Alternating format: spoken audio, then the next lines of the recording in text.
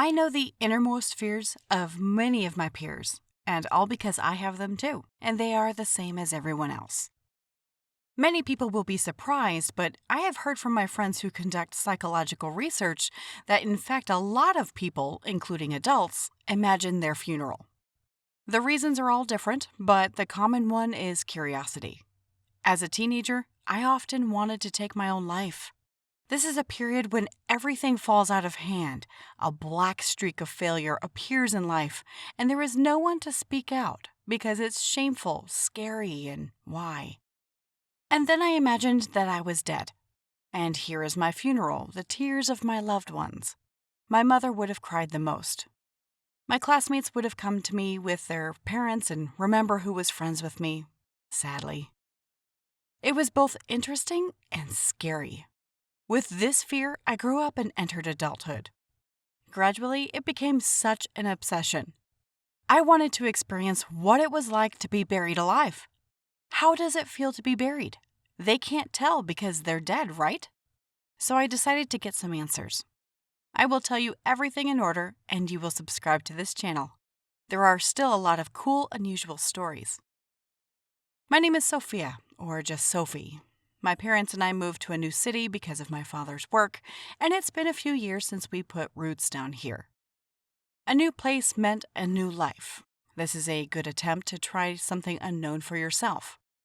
We began to live, gradually making new friends, getting to know our neighbors, and so on. So I went to a new school and found a friend. Her name is Sally. We became very good friends with her. We sat together in classes, often went to each other's homes, spent holidays, kept secrets, cried, and laughed. Everything is like everyone else. Once we decided to have a pajama party at her house.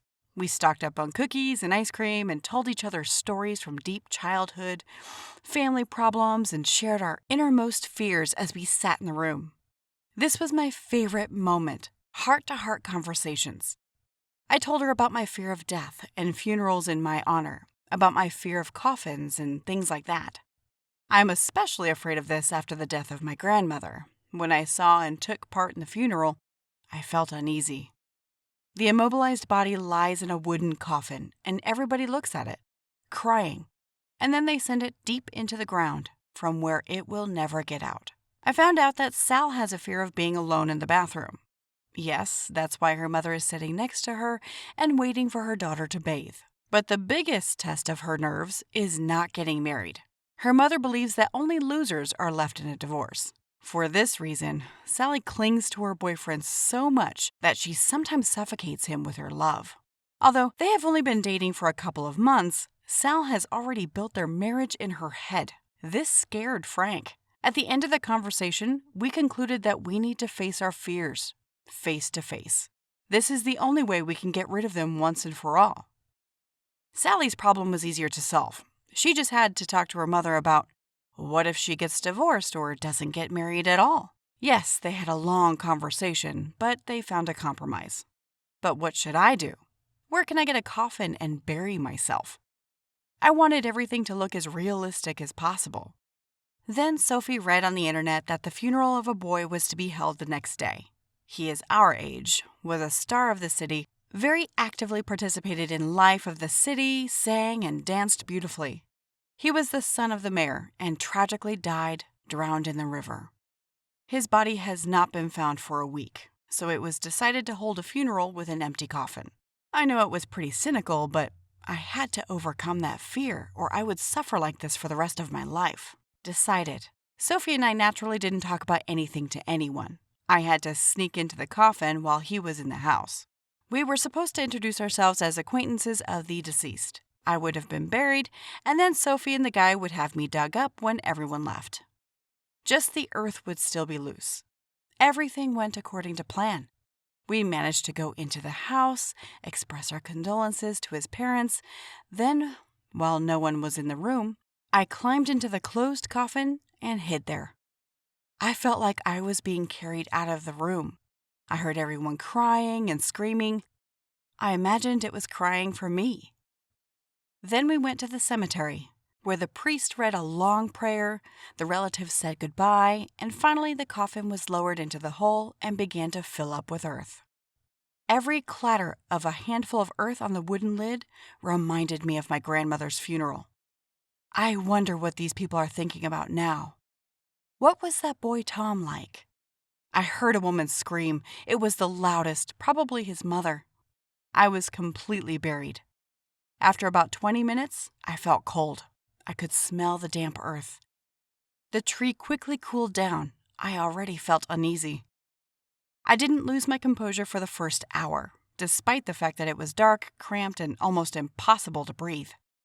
But when I started to freeze, I really got scared. I felt like a living corpse, and I wasn't going to die yet. I somehow dialed Sophie's phone, and she picked up the phone and said that not everyone had left the cemetery yet. My parents are still there. Another couple of hours passed, and my limbs were already numb from the cold and from not being able to move. I started panting and panicking. I felt like I'd been lying there too long. I called Sophie again, and she said her boyfriend was on his way. After an eternity, I was really panicking. As if to spite me, my nose itched terribly because of the dust around, and I could not scratch it. It became another torture. I kept calling and calling my friend, and when my phone ran out of battery, it was the last straw, and I started screaming. I yelled as loud as I could. I didn't even hear them dig me up. An eternity later, I heard a thud. It was a shovel. Finally, they dug me out. It was already night. I flew out of this coffin and started screaming that I really almost died in there, why they took so long to dig me out. Then I stopped for a minute and saw two tired friends in front of me. They were covered in mud, with terrible shortness of breath, with shovels in their hands. They were sweating, and they were angry. What? If it wasn't for your fucking idea to go into the fucking coffin, nothing would have happened. Do you realize the risk we ran digging up the mayor's son coffin? What would happen if we were spotted? Do you think we should have dug you up in daylight? My evil friends screamed. It was only then that I realized how crazy the idea had almost caused us a lot of problems. In general, the three of us buried an empty coffin. We managed it by morning. Well, my smart friend told my folks that I was going to stay with her, and her folks that she was staying with me. We bought time. By morning, I was as dirty as they were. Sophie's boyfriend was in shock after that for another month. He was afraid to communicate with me. No wonder. But honestly, I didn't overcome my fear. On the contrary, now that I know exactly what it's like to lie in a tight, damp place, I don't want to die anymore. I decided to appreciate and love my life as it is, because it's so much better than what I went through. Believe me. As children, we were taught that good always wins over evil, that we must fight for the right cause. What if sometimes it costs us too much? One day I was stuck in an elevator and I heard two men talking. I witnessed a crime and it almost cost me my life. These two were trying to pull off a very mean business, and I was trying to fight with injustice. So our forces were unequal, and I lost. However, now I dream of taking revenge. My name is April, and I work as a journalist for one of the local newspapers in my province. I dreamed of my profession from an early age, having watched a lot of gorgeous films about journalists. This is not surprising. A journalist is a civilian, but at the same time, he has the right to be in many places without free. In addition, this job gives you great trips, meeting a lot of people, excitement, interest, and adrenaline. Today you are meeting with the president as a reporter, and tomorrow you will see the results of the autopsy at the morgue. My parents have always supported me. My mother once gave me a dictaphone. Ever since then, I imagined that I would become like Superman's girlfriend, Lois Lane, a brave journalist. I was the editor-in-chief of a newspaper in high school and in college, too. And then I swung for a job at a major newspaper, The Times. After I sent them my resume, they invited me for an interview.